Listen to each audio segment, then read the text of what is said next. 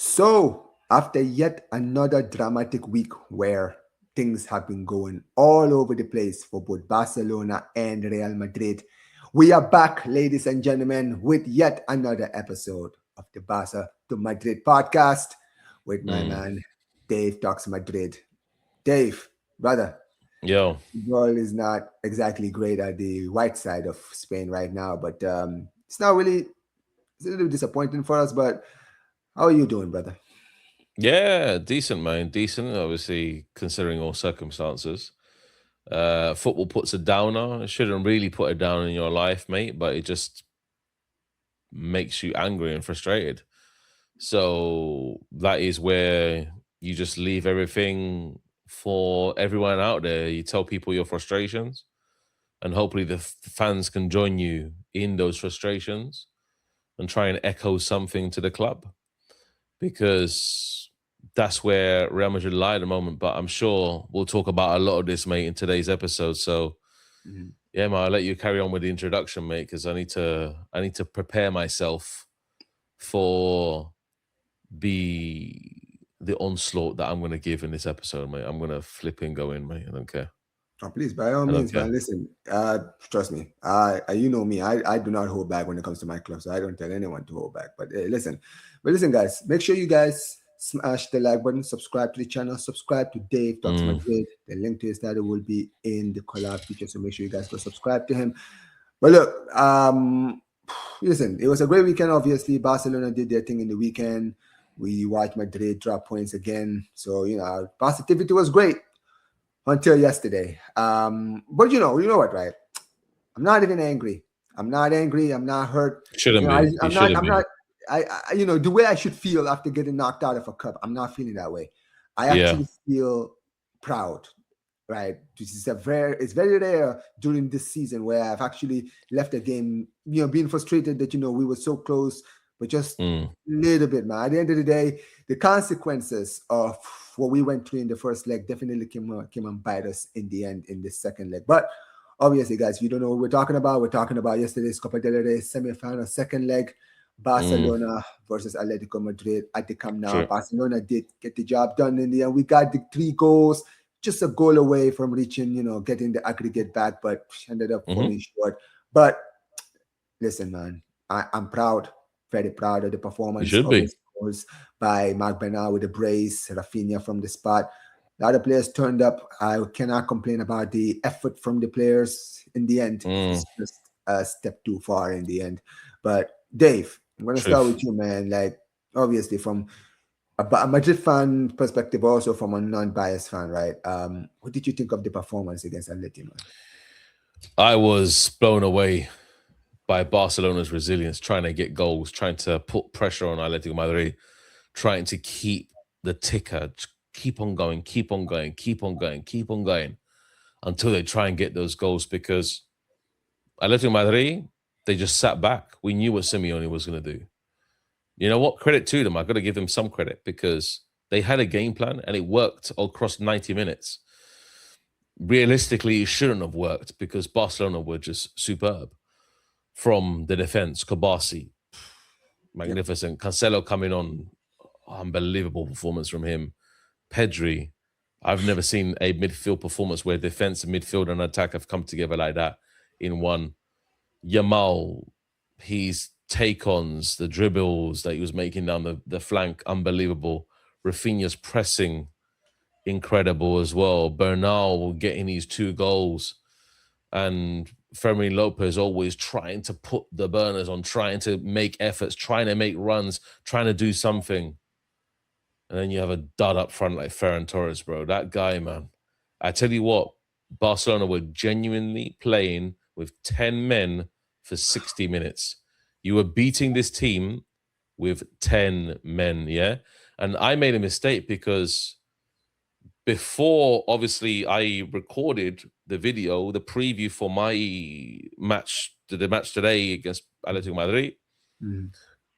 Before, obviously, the whole news came out of Lewandowski going injured properly and all that, and I was expecting him to play. If Lewandowski was there, I'm telling you what, you would have won that game. What could have been? Lewandowski would have, I would have even put Rashford up front for the whole 90 minutes because at times Barcelona, they looked very, very aware of their threat in attack, and you needed someone with just a bit more, how can I say, a bit more risk taking in front of goal. And Rashford is that guy. I tell you, Rashford is that guy in the 9 sometimes. You can say about him all you want, but Rashford would be taking this game by the scruff of the neck. When he came on as well, Rashford just calm, collective in the pass. Every single player performed out there, apart from one player. And that's what happens. That's what happens when you need perfection across the team. You didn't have perfection. You had one player that was out of that whole chessboard, and there was one piece missing, and he wasn't performing at all. So when you look at that performance, Barcelona, you got to say you're proud of that team, man. They performed on a level that I haven't seen since last year. That was their best performance in this season. Yeah. And it's completely made me change my opinion on Champions League this year. That one performance has made me completely change my opinion. Not over 2 legs. You can't go that naive in the very first leg against any team. Especially this Newcastle game, you can't go that naive and hopefully try and take them back at the Camp Nou. It won't work like that. You need to be on it from the very first leg. And Barcelona, that was their missing piece also. They suffered big time in that first leg. They shouldn't have suffered. If you just defended, we said about it, if Hansi Flick were just a bit more pragmatic, drop the defense a little bit, couple of yards, try and take on everything that Atlético Madrid has to face and just hit them maybe with a goal or 2, maybe a draw here and there, even a 2-1 loss. You would have battered them in the Nou Camp if it was a 2-1 loss. You would have outrun them completely. They wouldn't have handled Barcelona. Kubashi's goal now is looking like, remember Kubashi's goal that was rolled out? That's looking back now. It's looking very vital, but the situation is, though, that first half really killed you. I got to be honest. Yes. But I tell you what also, Hansi Flick, this game, that press that Barcelona were on today, they were on smoke, mate. They were pressing like maniacs. I haven't seen them cohesively press like this since last year as well. They haven't been in this kind of level of press where the team is pressing literally like a unit, and the team struggles. When a team struggles to get that hour and a half, the press is A1. Yeah. And Hansi Flick set up that team today to do damage. And Hansi Flick, I tell you what, I respect Pedri so much. I forgot even to mention this in my match reaction. I might mention it here. This guy refused to come off. Yes. I remember because the moment. he knows that he's a crucial part of this team, and he refused to come off. Yep. That is unbelievable. That is unbelievable. He refused. Hansi Flick was like, do you want to come off? Do you want to come? He was doing this on the sidelines. Do you want to come off? Yeah. Pedri was like, no, I don't want to come off yet, because Casado was going to come on. And then he ruled out that because Hansi Flick trusts in his players. Yeah. And the players trust in Hansi Flick. That's a synergy they got. It's unbelievable how Barcelona performed today. I got to be honest, man. Like I tell you what, yeah. If I wasn't a Real Madrid fan, and I didn't look at Spanish football and I said I wanted to support a Spanish team, yeah, Barcelona would be the team, because I look at them and they just have mentality levels, bro. It's crazy, mate. Like, they have the mentality in that game today that they said, I'm going to take this by the scruff of the neck and try and get it, yeah? You know what? It's ingrained in my blood to support Real Madrid. And Real Madrid don't show 2% of what Barcelona showed today against Getafe. I don't want to move on to that match too quickly because I know you got your stuff to say. But look, Barcelona today, unbelievable. They performed immaculately. What a performance, man. What performance. 100%. At the end of the day, I love this game. Apart from Ferran. Yeah. Prideful performance. He's a fraud, mate. He's a fraud. And you know what, man? Is a fraud, bro.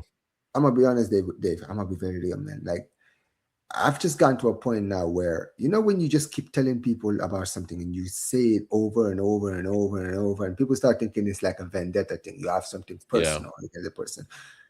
I've gotten to a point now where I'm just... It's not vendetta at all. Yes, I'm like, you know what it is, Dave? This is who Ferran Torres is without the purple patch.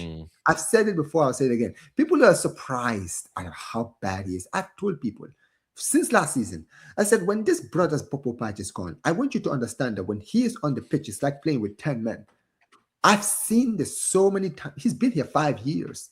5 years. I've seen 5 years of seeing him go missing, costing our attack, being the one weak link in the whole attack for so many games that I'm like, please, just put anyone in the middle. I would genuinely have put Araujo in the 9, and I would have had more from him than this dude, right? Physically, he was getting bulldozed out of the ball every time Yamal and Raphinha were putting the ball in the box, every single time, right? He wasn't like, bro, every time he had the ball, his touch, man. My guy couldn't even stop the ball, man. Like the amount of times Pedro was putting the ball and my guy couldn't even stop the ball. I'm like, bro. Like when I literally said it in my watch along. If you go back and watch my watch along during the start, right, when I was reacting to the lineup, I was looking at the lineup saying everything is good. And then when I saw the number, I said, bro, why is Ferran Torres starting? Why is this? I literally knew the moment he started, I said, oh my God, Flick has actually messed this up. Because the lineup looks so good. When I saw the number, I was like, bro, I need 11 players that are going to run for 90 minutes and give it their all. This guy is going to hold us back. And it's like you mentioned, when you have a game like this where it is basically mission impossible, everybody needs to be in their smoke. Everybody needs to be on their top form. When you have one player that is not doing their job, it affects you. And that's what happened today. Now they had to go wide. They had to go wide consistently because there's nothing in the center. Nothing at all. I would have rather had Dani Olmo in the first 9. He would have probably done a better job. Yeah, that's the truth, mate. I said that also during the match. And this is my point. I am so tired. I don't even like. I've gotten to a point now where I'm like, bro, I'm sorry. At this point, I just want all these Barca fans that are telling me that I had a vendetta to talk to me now. Talk to me now. What you guys see what I've been saying? I've been saying this for so long now. I'm not even in the mood to say I told you so because I already know. Like when you just know, you're just like, this is it. At the end of the day, this is what I was saying when we brought Rashford in the summer. I said, bro, play him in the 9. I would rather have Ferran in the left, even though I don't even rate him on the left. I would rather have him there than in the middle. Because in the middle, it's like having nothing in the middle. Like, I would rather have Rashford, because like you mentioned, at least with Rashford, I know he would actually challenge. He would be in the box trying to catch headers, trying to do something, trying to be out. He's got the height for it as well. He's got the physicality and also the aerial ability to do that. He's good. He's good in the air. He's decent in the air, Rashford, and he takes very good corners as well. Like the corners from Firmino, I tell you, they stunk most of the majority. But like Rashford, as soon as he started taking corners, mate, like he's got very good eye for these kind of things. Like he's very direct sometimes, Rashford. So that's why I don't agree with Ferran Torres starting. Even before the match started, I was like, Lewandowski should have started. But look, obviously he was injured. Or Rashford. Or Rashford. That's it. Rashford. There's the amount of chances that Ferran had. Ferran had chances where he was him. It was Raphinha and it was Lamine Yamal. Literally 4 on 3, 4 defenders to Atletico to 3. When Atletico Madrid tried to push up front, they would have obviously chances to go forward. You need pace in those areas. I'm sorry. Ferran Torres is not pacey at all. He's lost his legs. It's not obviously old Ferran Torres where he's quite quick on the turn. He's lost his legs. And the shots that he had and the chances that he had, and he had chances to shoot, Rashford would have smoked them. I tell you, especially in those kind of angles, Rashford would have been the guy. And I don't agree with Hansi Flick trying to keep on shoehorning Ferran Torres in. You might as well play Rashford as a 9, bro. That is the one thing I will always have on Flick. This obsession he has in trying to make Ferran Torres a thing. It's like, bro, I have seen evidence after evidence after evidence this season to tell you that this brother is not good enough to be a striker. Genuinely, I would rather see Olmo in the first 9. I would rather see Rashford in the 9. I would rather see Lewandowski. I don't care if people say Lewandowski is 40 years old, bro. Lewandowski, 40-year-old, 50-year-old Lewandowski would do more in that number 9 than this dude. Yeah. Okay. Don't talk to me about position and all this stuff. Oh, he's young. I'm sorry. I don't care. He's literally doing nothing for me. You understand what I mean? And that's the thing. And look, at the end of the day, right, I don't even want to just put all the attention on Ferran because a lot of the other players play so well today. In the back, like you mentioned, Kobashi. I've criticized Kobashi, but I have to say, today, he was a defensive rock. And this is another thing. When I looked at today's performance, I said, the reason why I would have started Rashford, another player I would have started today would have been Araujo. I would have started Araujo alongside Kobashi. Because even though Martin was okay, the reason why I would have wanted to see Araujo is because, like you mentioned, we had 15 corners today. 15. Yeah, You're you need telling height me in it. if we had I said Araujo, I said Araujo should have started the game. To be that's what honest, I'm I saying. said it in my Araujo's preview. aerial threat with Rashford's crossing, we could have pursued. Bro, if we had 15 corners, I'm sorry, we would have probably scored one of those corners if we had Yeah. Araujo in the middle. Because Araujo Yeah. is deadly in set pieces in corners. You understand what I mean? So I'm like, True. it worked out well. I feel like Flick should have reacted to what he saw in that first half. He should have seen, these guys are they're giving away too many corners, right? Ferran Torres is not doing his job. Okay, bring on Rashford. It's because Lamine Yamal and Raphinha were dangerous on the wing, so they are going to give corners because they're going to try and keep on flooding low-driven crosses into the box. That's what Barcelona did. So there was areas to exploit with Atlético Madrid, mostly on the wings. Like the whole system was catered towards a wing plane, trying to flood outside and then trying to cut inside. Right. I saw many times when Yamal was walking into the box and there was nobody there, man. Nobody there to come close to him to try and cushion something, a pass or anything. Fermi Lopez had a few chances to be in the box, didn't. Ferran Torres was, I don't even know where. Where was he for the goal, by the way? Bernal's goal. He should be in that area. He should be next to. He should be in. Scored it. I said, bro. Yeah. How am I? Where is my strike? Why is my defensive midfielder in where the striker should be? Yeah, exactly. Yeah. Yeah, that is crazy, man. It's like what we doing here, and it is just like literally, it is that how Barcelona they love to play like that, and you know what? Any other player than Ferran Torres in those very first 60 minutes, I tell you what, Barcelona probably would have beaten. I'm telling you, man. If we had Lewandowski, he would have scored. He would have scored. It would have been comfortable because the aerial, the balls were coming into the air as well, and Ferran Torres was missing all of them. So yeah, man. But do you know what? Ultimately, bro, I've got to take my hats off to Barcelona. They showed heart, they showed desire, brother. They played for the fans. Every single fan in that stadium, they gave them a performance, bro. You know, they performed for those guys. They played for that Barcelona badge. That's all they can hope for. They tried. Yeah. But the situation is that at the end of the day, that first leg was too heavy. It was too heavy at the feet, and it was just a problem. But you know what? At least they flipping tried. At least they're not flipping like Real Madrid may against flipping Getafe, trying to flip in, get goals against a flipping second-rate team. Yeah, in a Madrid derby where I keep every time I go back to that match, I just lose my shit, bro. No, so yeah, we're gonna segue to that. And listen, at the end of the day, I'm proud of my team. In the end of the day, they did their job. You win 2 trophies this year, man. You win La Liga, man. You play like this. And you know what's funny? Yeah, I said this even on my podcast with Hafed, right? Blaugrana podcast. I told him, for me, I truly believe, right, these players are gonna play like they have nothing to lose, and I think that's why. And this is why I was saying I do believe. Because I know how we're gonna set up. I know these guys are just gonna put all their kitchen sink and say, "Hey, listen, we're already 4-0 down. What is there to lose?" And that's how we play today. And you know what? I'm proud, and I hope that they continue with this mindset. Because if they do, who knows, man? Because we have a great opportunity in the Champions League, in the draw where we are in the draw, and obviously the league. We're currently 4 points clear. And listen, we're gonna talk about Madrid next because,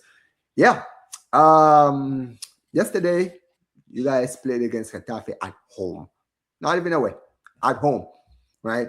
And I'll be honest, I didn't do a watch along. I was very tired, so I just sat down like watching the game. And you know, before I ask you, because I know you're gonna go in, right? And they deserve it. Watching the game, right? The one thing that even as a Barca fan, I found irritating was just how your players just seemed like they were waiting for the goal to happen rather than actually creating the goal. Like it's like they were just sitting there, right, looking at Getafe and thinking, just a matter of time. Let's just take our time. Don't worry, we will break through eventually. Eventually, we will break through. Eventually, they will mess up. Eventually, the defense will open up at some point, and we will get a chance to score. And they opened up a few times, and Vinny had opportunities. All right, all these guys had opportunities, but nothing. And then out of nowhere on a play, they just scored a sick goal. That was a sick goal, by the way. Very sick goal, right? Yeah. But the lack of urgency that I saw, I'm like, wow, you guys are literally, you were 1 point behind us. You guys have an opportunity to basically win the league, because Barca will drop points again. Don't get it twisted. Even as a Barca fan, I can tell you, we will drop points. And you guys are showing zero heart. Like zero. I'm like, bro, I was watching, I was like, how do you, like, at the end of the day, there's so many different things that you can go to, right? You can talk about the players, the manager, president. There's so many places you can go, right? But I just want to stay on like the players, right? I'm sorry, these players that you have, right? There is something that I really can't stand about them, just as a football fan, right? There's a level of arrogance that I see from some of these players when they play certain teams. Certain teams, right? You play against Getafe. We know Getafe play like this. Bro, as a Barca fan, I cannot stand that club because they don't come to play football. These guys come in and they will pack everything in the back. They will make football so stinky. Ugly. You're gonna wash your eyes when you're done. That's how bad it is. And I'm like, bro, you're surprised that these guys came in, packed the bus, packed everything in the back. Like, you literally play to their hands. When you give them that goal, they had nothing to play for at that point. They were like, yo, put everything in the defense. And that's what they did. And like always, you guys lose. We were losing. And then you get a player sent off. And I just sat there and I'm like, this is actually crazy. This team. And from bad to worse, This team is so rotten. They're just a bunch of spoiled kids. Some of them, right? They're just so spoiled, right? In the way that they play. You can just see it in them. The arrogance to play against certain teams thinking that the win is in the bag. How dare you? Like, bro, at the end of the day, we just lost to a team that's challenging relegation a few weeks ago. Wouldn't that have woken you up to make you realize, yo, we could drop points anytime? And this is what I was telling you that week, a week ago, when we were doing the show. I told you, Dave, the difference between Barca and Madrid is this. When we lose a game, you can see the loss coming because of the performances going down. With Madrid, you just don't know when they're going to lose. Because Madrid could be in the form of their lives, cooking in a game where you're thinking, and then lose, man. I've seen this season. Next weekend, there you go. You just lost. And you're like, bro, where did that loss come from? What happened to the performance I just saw 2 days ago? That's the problem with this Madrid team. And honestly, bro, this goes down to your players, but also it goes down to your president. And listen, I'm going to make a video on Florentino one of these days. I'm sure you will too, right? I'm sure you already have. But I am going to talk about this dude. Because this dude, so we need to put more spotlight on this dude, man. I'm sorry. He is the reason why you guys are where you are now. You guys went from being double winners. Yeah, you guys went from double winners and on a trajectory where you guys looked like you were going to dominate Europe in the 2020s. And then 1 year later, you guys are just falling off a cliff. There's no replacement. There's no replacement for our Mavericks in the team. That's why. There you go. That's that. And so Real Madrid, man, let me tell you something. What? Well, I said this already, mate. Like, I wish that Real Madrid even had 2% of what Barcelona showed today, even 2% on the pitch. They don't show in no hope, no desire, no nothing to win a game. Like, I watched them and there's no intensity, no urgency, no philosophy from Real Madrid. That's the main thing. When you don't have a philosophy as a team, you're going to crumble because you're going to come up against teams like, for example, Getafe, that will sit back. They will get one opportunity. They scored that opportunity. And then what happened? We're trying to come back and claw our way back into a game when you're not going to claw your way back into a game against a Getafe side that are ready to die on the pitch. They will die or lose. That's it, simple. You know? Getafe, they showed every want, every facet of their being to flipping win that game. Yes, they did. But Real Madrid didn't. Rodrigo came on and looked better than the majority of our flipping players, mate, in 5 minutes. Like, he wanted to win that game. He came in, mate, and he wanted to win that game. There's only a few players in this team that would die for Real Madrid. Only a few. The rest of them, Lord help us, mate. Lord help us. They are atrocious. Like, how many players are expecting, you're expected to pass on the left-hand side and Vinny to run past 150 players in one match? How many times can Vinny run past players, mate, before he gets tackled or shouldered out or diverted elsewhere? Like Vinny's not going to do it all by himself. Like, why do we keep on passing? Like, what's happened to the right hand side of the Madrid? Like, we just like one side? Is this what Real Madrid do? Because I look at Real Madrid, and I say to myself that this is the worst team I've seen in 20 years, bro. Yeah, the reason being, I do hear this stat though.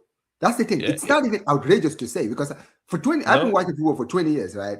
And I've seen some Madrid teams that have not been amazing, but they showed more fight. And that's the important thing. When you talk about the worst, you're talking about who fights. For me, when I look at this team, they have the same ego as the Galacticos of the 2000s, but not as much talent. You understand what I mean? Because that team that you guys had, the Zidanes, the R9s, the Figos, and all, those guys were world-class legends, living legends, still playing at the highest level, right? They were already there. You have currently have players who, brother, some of these players, I'm sorry, you guys are not needle movers. You are not in the top. Yeah. When I look at players like Vinny, yes, you've had a great club career, but brother, you are not in the probably top 50 of Brazilian players of all time, respectfully. Respectfully, bro. You understand what I mean, right? I feel like these players, right, they just had a little bit smidgen of success, and all of a sudden they're full. The ego's gone crazy. Yes, the ego's gone and they've become full. They're not hungry anymore. This is not the Madrid team I saw in the 2010s. You see the Madrid team, respect to that team, right? When you guys had like Bale, Cristiano, right, Cruz, Modric, the Ramos in the back and all this. Bro, that was a winning team. That team was hungry. That team was never satisfied. There's a reason you guys did a 3P, bro. There's a reason that team did a 3P, bro. Because every year it was reset. Last season was great. This season is going to be better. Last season we did the double. This year we're going to do the treble. Last season we won the league. This season we're going to win the double. That was the mindset every year. This team don't have that. This team, they win 1 year and then next year they just take a vacation. That's it. That is the thing. That's why I agree with it. And it's always going to come down to a multitude of things, because the disaster is not in just one area. It's in 4 or 5 areas. It's in the institution of Real Madrid itself. Yeah. It's the presidency and selecting the right president to really be modern with football this time and take this club forward. It's in the players as well. It's the management, it's Arbeloa, and it's also the staff as well. So we have 5 areas here that we need to cover that don't have any clue of what they're doing, because the players are always getting injured. Who's that down to? That's down to the fitness team. 100%. The players, they're playing the worst football I've ever seen. Who's that down to? It's down to Arbeloa. The players, now, we don't have no squad depth. Real Madrid don't have squad depth. Real Madrid are probably one of the worst squads in Europe in squad depth. Who's that down to? Florentino Perez. Yes. You know? And then Real Madrid itself is going to be, it's always a money-making machine. Who's that down to? It's an institution, because now the institution, their values as a club is money first, fans second. It's the money first, then the fans second. It's not the fans. The fans pay the tickets, and you put the money first, and then the fans second. I understand it's a business, but the fans always come first. Real Madrid, the fans have very rarely come first. The only time that I see the fans coming first is during my early years as a Real Madrid fan, when Real Madrid used to be a very homegrown club. During the Sanz era, you mean? Sorry? The Lorenzo Sanz era you're talking about? Yeah, Lorenzo Sanz era, yeah. That's when Real Madrid was a very hungry, desirable club, where they played very good football. They were attractive to watch in terms of the football pitch. They played direct football at times, and I really enjoyed it. But the situation is that Real Madrid has become an institution now that is thriving off money, is thriving off power, global power. That's the whole idea between the Super League. The Super League was a approach pretty much from Real Madrid, and Florentino Perez managed to really drag Barcelona along with to get into the idea of the Super League, but it's a Real Madrid idea, and that's what it is. It's a Florentino Perez idea to take all Hungary and be a greedy fucker. That's what Florentino Perez is, yeah? And it really annoys me. It really annoys me down to my core, because that's not what I grew up on watching this team, man. I want the values of Real Madrid are trophies, yeah, the actual fans themselves, because it's without the fans, Real Madrid are nothing. Imagine 80,000 fans walking out and not going to a game. Imagine that. Yeah. Then you will start listening, because then they won't be paying your little flipping $10 hot dogs, mate, in the flipping stands and flipping all that stuff. You know, 100%. your match day revenue will go down to a pot, mate. So, unfortunately, Real Madrid are in this position, and they are going to be in this position for the next 3-4 years. I can see a minimum. There, because isn't his election, isn't it soon? Yeah, soon. But the situation is that like Florentino Perez could just resign and just say, okay, cool, next president come in. That's what I think he should do, man. He should do what he did in the 2000s. I'm sorry. You know what it is, right? And you're talking about Florentino, and I have to have my say on him, because I said I was going to have a video on him, but I need to say this about this dude, right? This dude, I was so wrong about him, because one thing I thought about Florentino, I thought when he came back in his second reign that he learned from his first. He looked like he did. Right, when he came in, he brought superstars, yeah, but he balanced the superstars. He brought the right managers, right?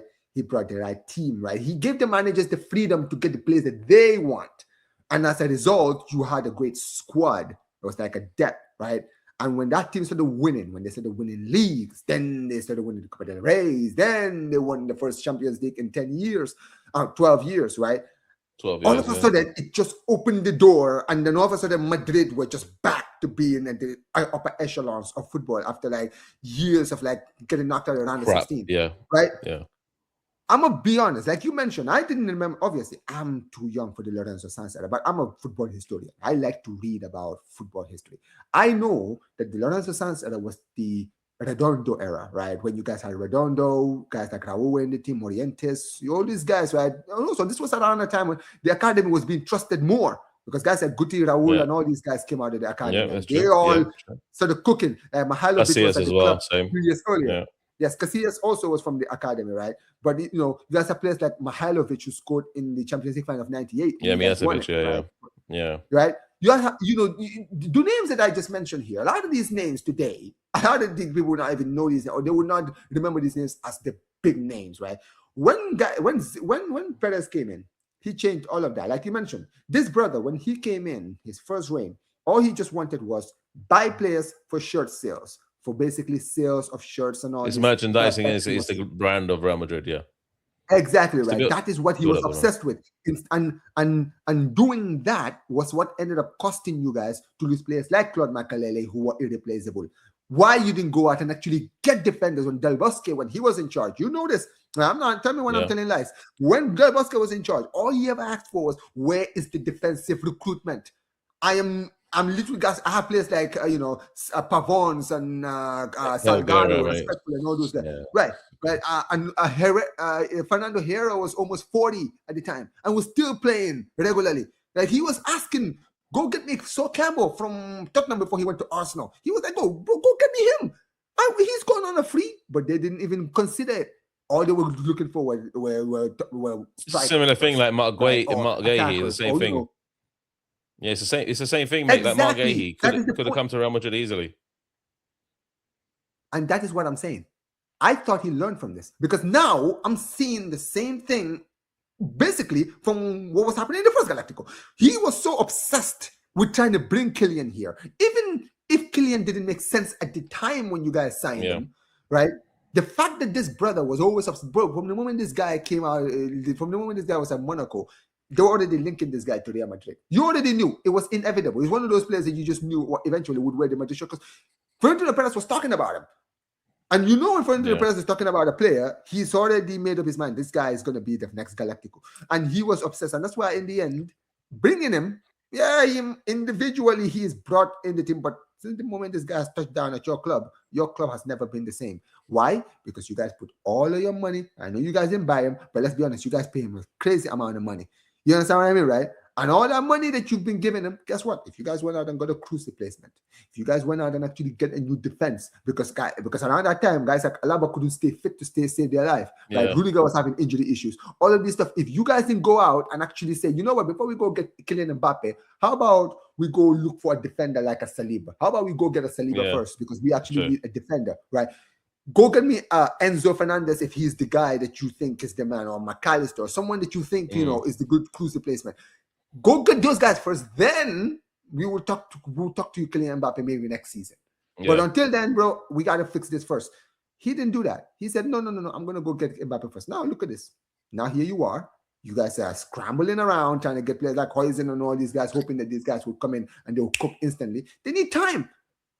They need time. And that's the problem. And that's why I'm telling you right now, this, unless Florentino Perez leaves and someone else comes in, honestly, Dave, strap yourselves in, because I feel like I'm seeing the same thing. The ego of these players, same ego that Florentino Perez put in those players that he had when he was letting players like Zidane, R9 go to, when the manager would bench. Remember, when the manager would bench him, these players would go and report it to Florentino. Florentino Perez would sack the manager, or basically tell the manager, play these guys or you're fired. We went for a string of managers. We went for a string before Capello why. Came in. Because the players didn't have managers didn't have a say. They couldn't even have a say on the players that they were bringing on. Yeah, it's true. Yeah, there's a lot of worries that time, but I just concentrate on this time. Not really focus on the past. But this time is no different either, because look at Vinny, the way he's been acting all season, his temper tantrums, right? Even though I'm not even talking on the pitch, but just on the contract and all these stuff.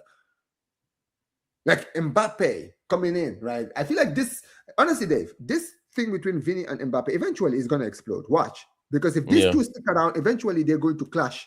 Because both of them are going to be thinking, I need to be the main man. Vinny's going to think, I was the superstar before you, and I won when we were winning before you came here. And Mbappe's going to, I am Florentino Perez's golden child, so I need to. I've got to be honest, yeah. Vinny, I tell you what, for all his brilliance during the years that he won stuff for Real Madrid, yeah, it doesn't really matter. I've got to be honest. I don't really care, mate. I don't really care. The whole Real Madrid system is broken because we've got players that don't show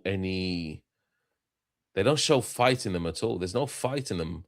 Every match I watch, Osasuna, there's no fight. There's no desire at all, man, to win the game. They just go in there. They think they're going to walk past these teams just because they have pure individual talent. They don't even have, bro, let me tell you something, yeah? They don't have pure individual talent. They don't. Tchouaméni is not the most gifted defensive midfielder in the world. You think Tchouaméni is the flipping best defensive midfielder? He's not.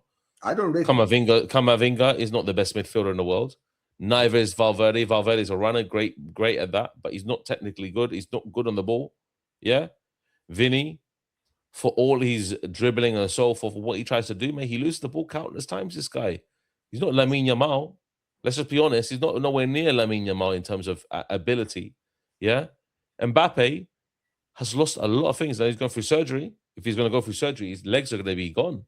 If Mbappe loses his pace, he's finished. Mbappe is genuinely finished if he loses pace. I've got to say that right now. The right-hand side, Franco Mastantuono, Global Madridista said this. He said he'd rather put Franco Mastantuono in a box and ship him back to Argentina. I flipping agree with him, bro. Mastantuono is absolutely shit, mate. Yeah, he's shit, yeah? And then we have Carvajal, who's getting outrun by players. Trent Alexander-Arnold missing 5-yard gilt edge passes, 5-yard passes. Oh, yeah. This guy against Getafe, misplacing passes. The same, mate, for the centre-backs. Rudiger trying to float over the top balls to the striker. Who are you? Beckham. Bro, like, this is ridiculous. Like, I don't understand Real Madrid. I honestly don't understand the style of play or philosophy. Real Madrid are getting pumped in the Champions League. If it's not by Man City, it's going to be by Bayern. I tell you what, yeah? Do you know what, yeah? In all essence, yeah, of my being, the fiber of my being, yeah.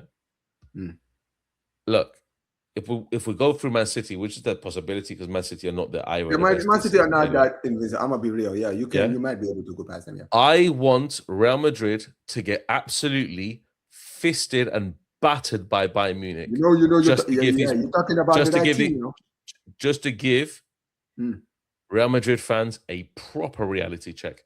I could see that genuinely being in the 8s, 9s, bro. I could see it going double figures. That's the thing, isn't it? Because Bayern are pretty good. Attacking wise, they're pretty good. Elise, Kane and Diaz. My lord. Yeah, Musiala is back. All these guys are back. As well. I'm going to be very honest.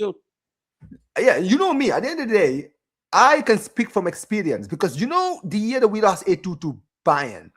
Here's the thing: if I was It's on the YouTube same. in It's 2020, similar. It's similar. yes, Yeah. if I was in YouTube in 2020, I would have been like you, the way you are right now. That would have been me throughout the season before the 8-2 I don't against want to Bayern. meet you. Exactly. Yeah.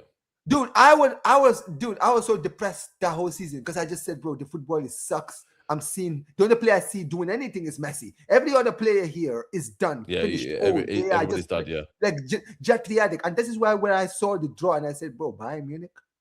The Bayern Munich I just saw destroy Chelsea against And the my Hansi club. Flick, the Oh, dear God 7-0 Almighty. Hansi Flick. Yeah. Yeah. And that's the point. That is the point. And this is the thing. We lost 8-2. Bro, I feel like we could have lost by more. And you know what? A part of me wasn't even angry. It was more of, wow, now the world sees what I've seen now. Now, everyone who was not watching La Liga, who wasn't watching, seeing Messi keep on bailing us out that whole season, were thinking, oh, it's not that bad. Now, everyone is looking at us and saying, whoa, Barca are actually a mess right now. And I think this is the same thing with Madrid, though. I feel like with Madrid, I don't know if you're going to lose 8, but you could get destroyed. Over two legs. Over two legs, we will. Yes. Over two And I feel legs, like we if will. that I happens, can things will guarantee that. change. I think it will change. I think Florentino Perez might resign potentially. Yeah, exactly. Right? And that's it. It'll be Real Madrid's done for dusted because in a lot of teams, there has to be an occasion where you're saying, for the good of the club, it's better if something is a complete wake-up call. And that kind of result will be a wake-up call. Man City won't do it. Yeah. Man City Man City probably will beat us over two legs, but they won't do it in that effervescent fashion. In parts of me, I say, okay, cool, let's beat Man City, and then face Bayern Munich, and then get absolutely annihilated by Elise, Kane, and Co, mate, and Diaz, and flipping Musiala, and flipping Kimmich, and the defense is good with. Yeah, exactly. Kimmich and all these, bro, might as well just literally resign right now, yeah? Like, it will be a bloodbath. It will be an absolute bloodbath, and Real Madrid won't even see it coming. Trust me in this one, yeah? Real Madrid, when we won the Champions League, we were a better team, and Bayern Munich were not that good. Oh, yeah. We're worse team, and Bayern Munich are miles better than us. Imagine this season. I'm looking forward to it, mate. I'm looking forward. Bro, I'm going to be very real. This battling that you're talking about it's really inevitable because here's the thing. You guys have sort of battled the last season, especially from Barca.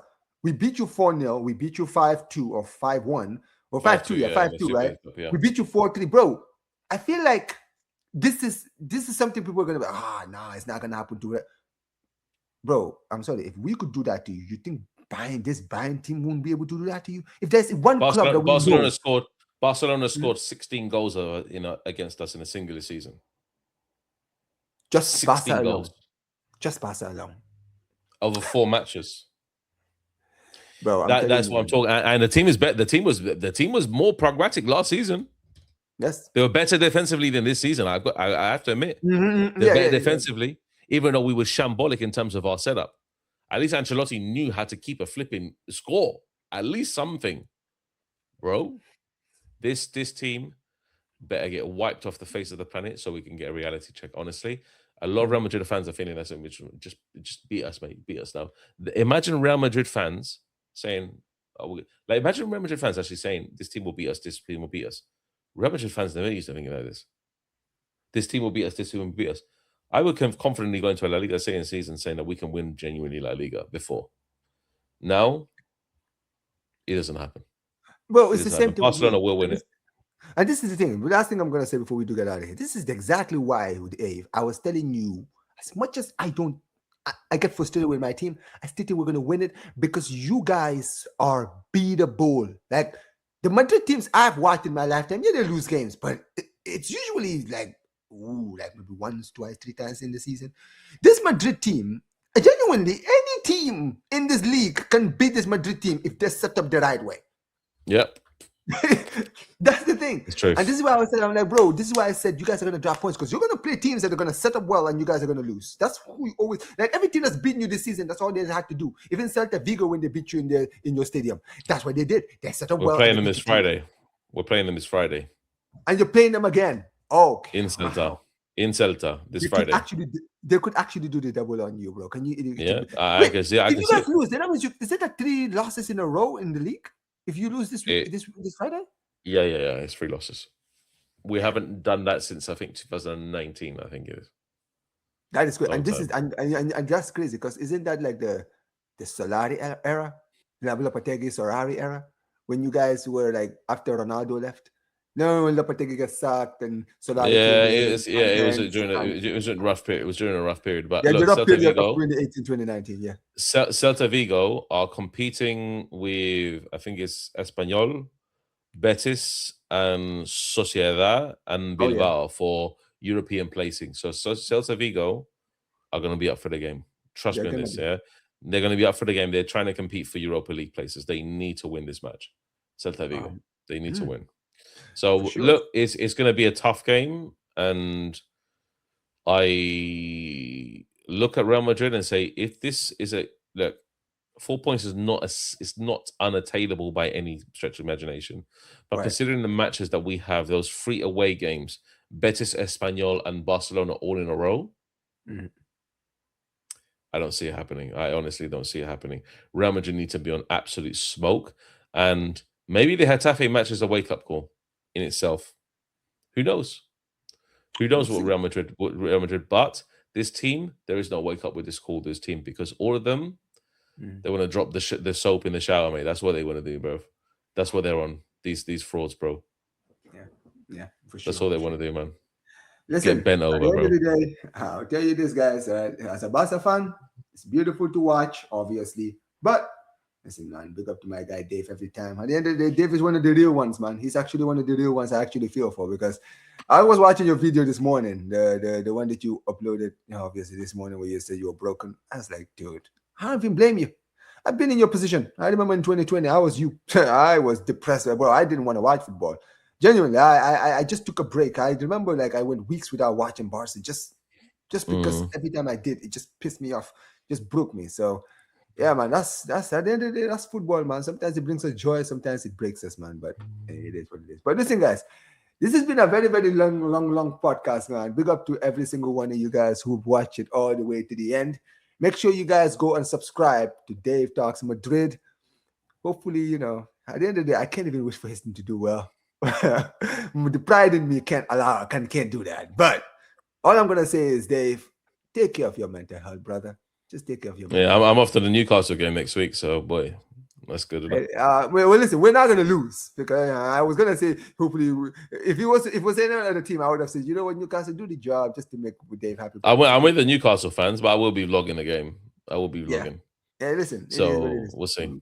Yeah, And we'll don't see, worry, man. man. You're gonna be in front view as Pedri puts another masterclass against Newcastle United and Rashford as well. So it is what it is. Yeah, we'll see, man. Big up to We'll every see. single one of you guys. Listen, make sure you guys, like I mentioned, subscribe to Dave Talks Madrid. Make sure you guys subscribe to the channel as well, guys. Let us know everything we talked about in the comment section, guys. Talk to me about the game between Barcelona and Atletico, Yeah. and also just talk to me about Real Madrid issues, man. What are your opinions on like the whole Madrid issue? Who do you think is most to blame, guys? Let us know, guys, in the comment section below. Smash the like button, subscribe to the channel, subscribe to Dave Talks Madrid, Mhm. and peace, you guys.